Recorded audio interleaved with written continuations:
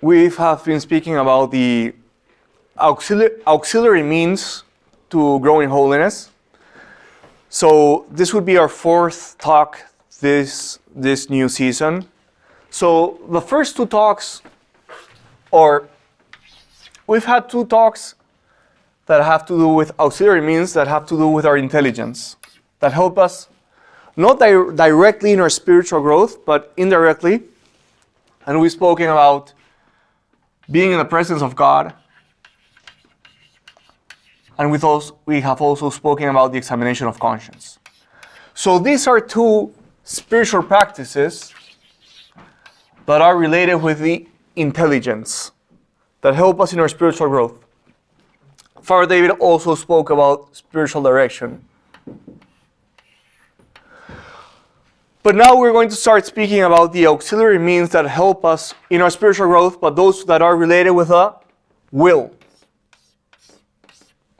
So these are the ones related with the intelligence, but now we're going to delve into the spiritual means that help us with the will. And today we're going to speak about something called the desire for holiness.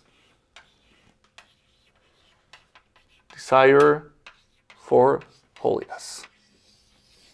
Okay? I think I've shared with you this anecdote, but do you remember that story? I think I've shared it with you. One of Aquinas' sisters asked him, "What do you have to do to be holy?" And do you remember what Aquinas answered? Was it be holy? Have a desire? Have the desire to be holy? Have the desire to be holy. Right? So, once again, someone came up to Aquinas, one of his sisters, and she asked him, "What do you have to do to be holy?" And Aquinas answered, "What you have to do to be holy is you have to desire it." Right? So, in the root of our holiness project is desire. And this makes sense, right? Because the more you desire something, the more you pursue something. So today we're going to talk about and we're going to examine our own desire for holiness. Right? I guess this is going to be a good chance to question ourselves, how intense is my desire for holiness? And something that really stands out in the life of Father Menor is he was obsessed with the desire for holiness. In fact, many of you may remember his biography. Does anyone remember when was the first time he encountered the word holiness? He was very small. He was like 6 years old. And his mom was telling him a story about the Jesuits and Jesuits being buried alive. And she told him that because they were buried alive and they were martyrs, then they became saints. And he was like, "Oh, it's so easy to become a saint. It only takes to be buried alive." And he says that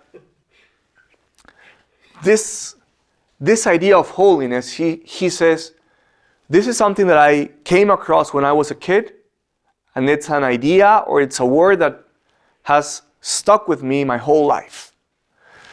So today we're going to talk about the desire for holiness, and we're going to examine in our own lives how intense is this desire. And I think that this is a very, very relevant talk to all of us Catholic Advanced members. I think that, all of these talks are relevant to all Catholics, all people who are desiring to grow spiritually, but perhaps of the talks we have had so far, it seems to me that the one that connects more directly with who we want to be, Pro Iglesia Santa Catholic Advanced, is today's talk, Desire for Holiness. Because if we look at our vision and our mission, everything we want to do and everything we're all about holiness, right? We are all about embracing the fact that God has chosen us, each one of us, to be holy. And the way I like to phrase it is, God doesn't want Joey, Drew, David, Zach to be good Catholics. It's great to be good Catholics. It's great to be good Catholics who go to Sunday Mass and bless the meal with their kids and take their kids to Catholic school or do homeschooling. Those are great things. But God is not only calling you and me to be good Catholics, God is truly calling us to holiness. And holiness is something completely different. And that's what, again, That's what Catholic Advance is all about, and Progresa Santa is all about. It's about sharing the vocation to holiness. It's about embracing first for our own life a vocation for holiness, and then because it's such a beautiful message, we want to share it with the world. So today's talk is like it's bringing us to what really matters to all of us who are gathered here, the vocation to holiness. This is essential to our membership of Catholic Advance and PES. That's why Father Menor started PES, because he wanted to bring more people in being passionate about holiness and sharing this vocation to holiness with others. So we're talking like something that's really, really important. So, okay, let's examine the nature of this desire. So let's try to break this down. What is a desire? The desire is, technically speaking, is a movement, a spontaneous movement of the will towards something that is good. Okay, I'm going to repeat this. What is desire? It's a spontaneous movement. We're speaking from a psychological perspective. It's a spontaneous movement of the will towards something that is good. So what type of things do we desire? We desire good things, right? For example, I don't know. You desire to have economical stability. That's a good, right? Economical stability. You desire to have a good marriage. That's a good thing. You desire to have a strong household.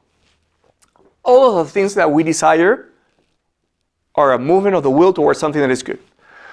So Aquinas says,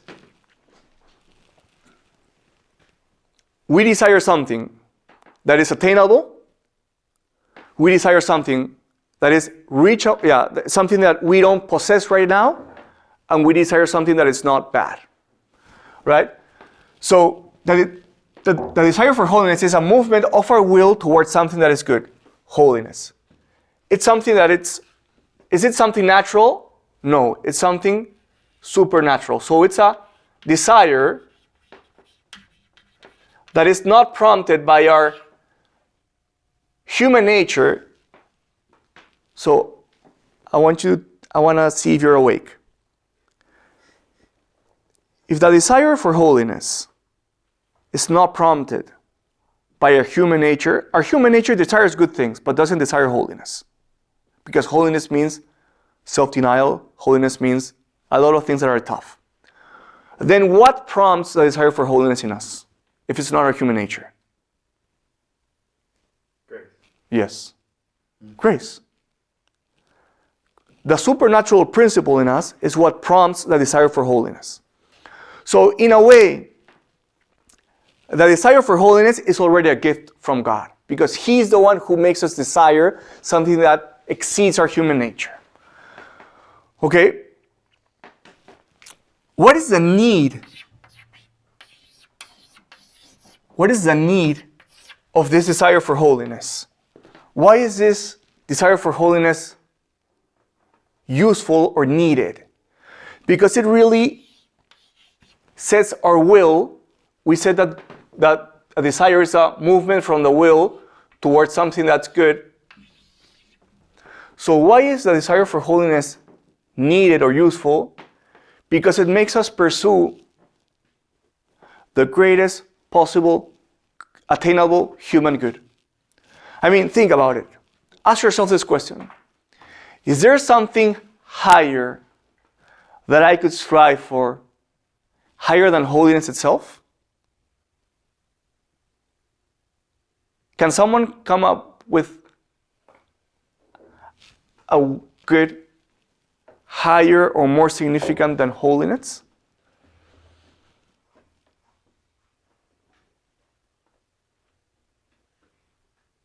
No.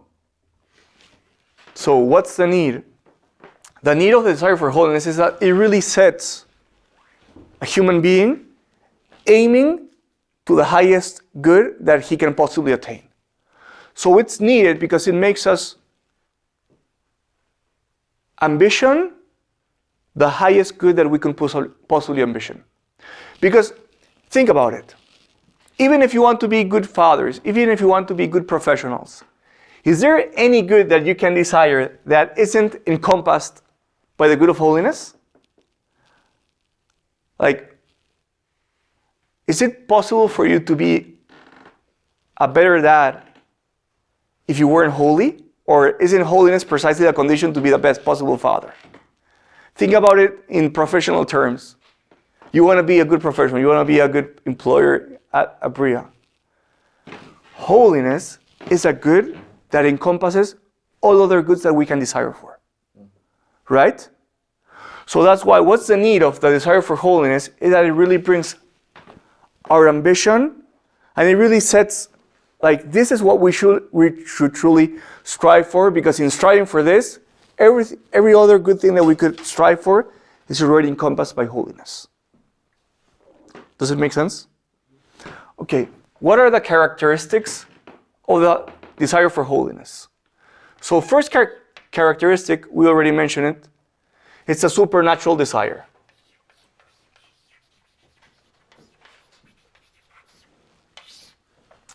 The desire to be holy is a desire that comes from God Himself. So, like I mentioned before, the fact that we want to be holy, that's a gift from Himself, but this also means something different. The only way this need or this desire can grow if you ask this desire to grow. So I guess the first question we could ask ourselves for examination of conscience is, if the desire for holiness is something supernatural, how much have I prayed for the Lord to increase this desire for holiness in my life? Okay, let's ask a tougher question. If I'm a member of Catholic Advance, if I'm a member of Pro Ecclesia Santa, if the reason for our existence is the pursuit of holiness, how often have I prayed for a more intense desire for holiness in my life? Has this been a part of my prayer life? Is this something that I really want to, ask from the Lord? And what we're saying is, let's go back to what Aquinas said.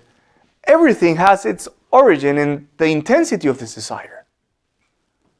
So how intense is our desire? And the only way in which this desire can increase is if we ask the Lord to increase this desire.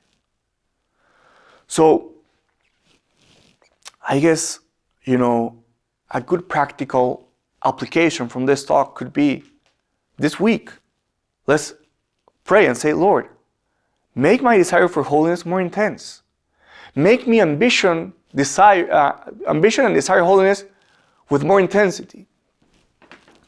Second, our desire for holiness has to be humble. Why do I say it has to be humble? Because obviously, okay, Zach, let's see if you can get this. What could be the risk with a desire for holiness? That I am pursuing my honor. Yeah. That holiness may be a way in which I can, find my own self-growth and fame and honor, right? So the desire for holiness has always meant to be humble. So what are we pursuing when we pursue holiness? We're not pursuing self-grandeur, like self-grandiosity. What we're pursuing is a place in our life where we can truly glorify God above all things, because the glory of God is the highest good of all. So we want holiness not for our own honor. We want holiness because we know that holiness truly means glorifying God in the way that He deserves to be glorified. So the second characteristic of our desire for holiness is it has to come from a place of humility, not for our own sake, but because we know that saints truly glorify God in a very special manner. Third characteristic, it has to be full of trust.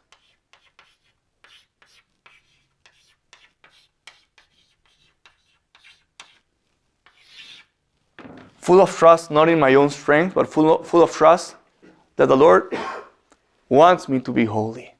And this is something we have to be convicted about. Like, the Lord wants to make you holy. He wants to make us holy. We're the ones who put all the resistance.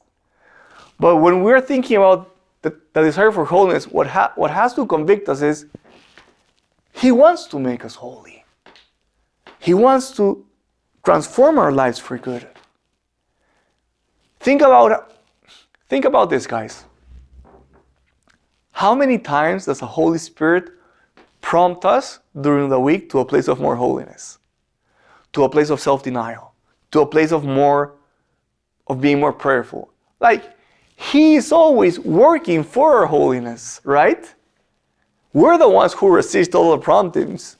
We're the ones who say, like, not today, tomorrow. But our desire for holiness can be full of trust because we have the certainty that He's the number one interested in our holiness. Because He's permanently moving us towards holiness. It is true that we're the ones who are resisting, but He is very much invested in your holiness. And think about, like, He's very much invested, particularly in you guys. Because He has called you to a movement where this is the center and the essence of the movement. So you could say, like, the fact that you're here, the fact that in some way God connected your life with Pro Iglesia Santa, is just one more proof that you can be full of trust of the desire for holiness, because it means that you've been led to this place, right? Through different ways. Who did you meet that brought you to Catholic Advance? Father Alvaro. Yeah. Brother Alvaro. Yeah, Brother Alvaro. So you can be full of trust today that, because you have the certainty that the Lord is all the time, like, saying, like, Joey. Yeah, actually it was Father David before he was even Brother David. Yeah, that's what I heard. Yeah, right. Yeah.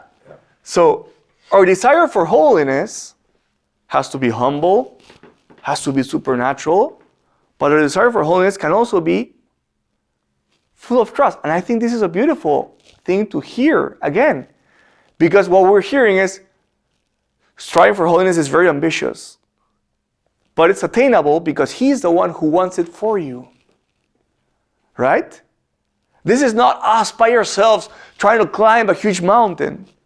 This is God reaching out to us and saying, like, reaching out to us with such patience and with such perseverance like nothing else. So today, you guys can be fully aware, like, Fede, He wants you to be holy. He'll never give up on you. Never. He'll call you over and over again. And I can say this from my own priestly experience. How many times I turn to a lukewarm, like how many times I'm being lukewarm, how many times I'm being mediocre, and over again. Like He calls me again. He prompts me again. He convicts me again. So our desire for holiness can be full of trust because He wants this from me.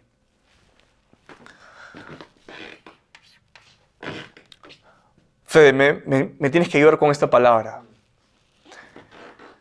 ¿Cómo traducimos como que el deseo de la santidad tiene que ser una prioridad en tu vida? O sea, como que tiene que ser el deseo por encima de todos los otros deseos. Priority? Okay, we'll go with that word. The desire for holiness is meant to be our number one priority. And this is the way I saw it in the book, and I really liked it. The book said, we're supposed to be dedicated to holiness like this was our profession. Like the only way you will attain holiness is if you say, like, this has to be the overarching desire in my life. That's the only way. It's supposed to be our greatest desire. And there's a beautiful parable from the gospel that kind of enlightens this. Do you remember that parable? Matthew chapter 13. When Jesus says, the kingdom of heaven looks like a man who found a treasure in a field. What does he do? He sells all of his possessions so that he can buy that piece of land where the treasure is. And then the Lord offers us a different parable, and He says, The kingdom of God looks like a man who trades in pearls, and he finds a precious pearl and he sells all of those pearls so he can buy that precious pearl and then he can trade with it. So those two parables show us what the desire for holiness should look like. It should be the number one priority in our life. Like, this should be our desire every day we wake up. Today I want to be holy. Today I want to acknowledge that God is calling me to holiness. That's the only way this could work. And it's meant to be that way.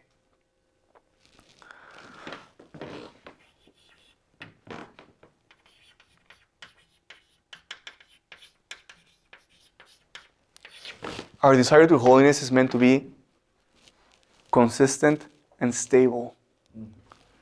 How many times have we told ourselves, after the retreat, then I'll start? How many times we've told ourselves, in Lent, I start? How many times we've told ourselves, I'm going to take a vacation from holiness right now. I want to indulge in a couple of things that, maybe the Lord is calling me to that, but right now, I'm not ready. We've all been there, right? Like, when we set a date and we say, okay, in the future, then I'll really pursue holiness. But the goal for holiness, it's meant to be consistent without vacations in your life.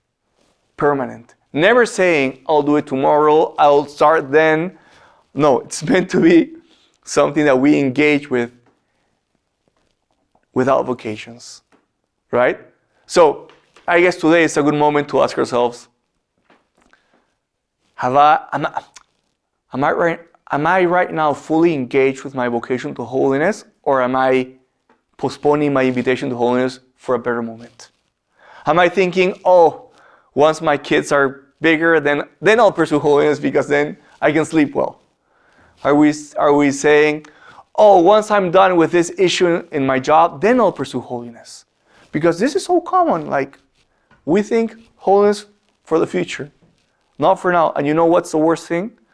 That when we allow ourselves these vacations from holiness, it makes it much more difficult to start over again. Because we start getting lax and lax and lax. There's one more thing I want to share with you.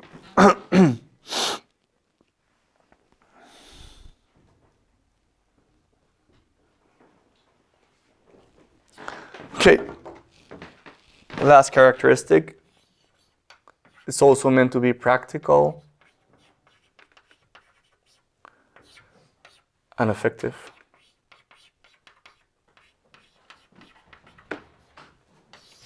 So the saints, all the time they say, holiness is not about being wishy-washy, like, holiness, I would like to be holy. No, they say holiness is a desire that has to be practical and effective in your life. And right now, what I can think of is,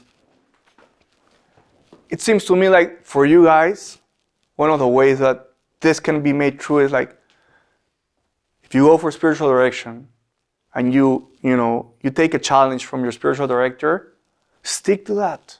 Stick to that challenge. Be faithful to that challenge. That's a way in which our desire for holiness becomes practical. In doing the small things that, the Lord inspires me, either through, maybe spiritual direction is not the only place, but I guess the point I'm trying to make is we need to have a plan of life. We need to have a prayer commitment. We have to have a self-denial commitment, something that we stick to. Something that, like, this is what we have to do right now. Because if not, it's like, how do you prove yourself that you're really committed with holiness if you don't have a spiritual plan? Right? So, to wrap it up, one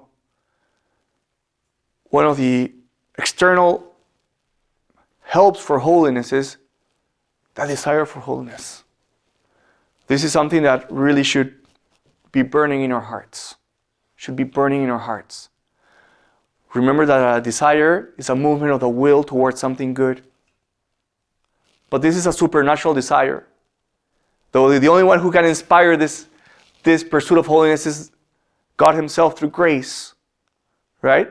Remember that this is supposed to be supernatural. We have to reach out to him and say, Lord, give me the passion, give me the fire to pursue holiness. It's supposed to be humble. It's not for me. It's not that I want to be famous. It's because I know that in holiness, I can truly glorify you. It's supposed to be full of trust. Why? Because he's the one most interested in your holiness. You want to be holy, he wants you to be holy. You'll always count on him. He never gets tired of calling us to holiness. It's supposed to be our overarching desire. Think about the parables, selling everything. Like we're supposed to put everything aside for this pursuit of holiness. It's supposed to be consistent. Don't take vacations from holiness. It only makes things difficult. Don't postpone holiness for, Lent or Easter or Advent. It's today. And it's also supposed to be practical and effective. Okay? So, I want to respect finishing it, but we have 3 minutes to comment. 3 minutes for the reactions to the talk. So, anyone wants to share any thoughts, comments, testimonies, reactions?